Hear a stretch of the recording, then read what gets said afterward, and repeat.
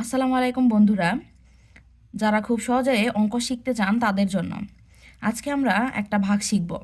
এটা দেখলে মনে হবে এটা তো খুব সহজেই শেখা যায় বা অঙ্কটা খুব সহজেই করা যায়, কিন্তু না, অঙ্কটার মেন সমস্যাটা আছে অঙ্কটার মাঝখানে। তো আজকে সকলের উদ্দেশ্যে এই অঙ্কটা আমরা সমাধান করব। এখানে আমরা নিয়েছি 1111। এটাকে আমরা 11 দ্বারা ভাগ করব। তো চলো বন্ধুরা আমরা ভাগ করি। 11 দিয়ে প্রথমে এটুকুতে ভাগ করব। তো তাহলে তো 11 দিয়ে 11 একবার যাবে, এখানে আমরা লিখব 11। তারপরে এখানে আছে 11 1 1। তো এখানে আমরা একটা সংখ্যা নামাবো। তো এটাতে 11 দিয়ে তো একে কখনো ভাগ যাবে না।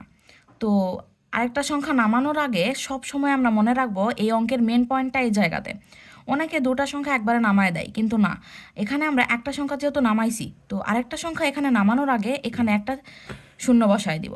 তখন তারপর আমরা এখানে আরেকটা সংখ্যা নামাবো। এরপর 11 দিয়ে 11 আরেকবার দিলে 11।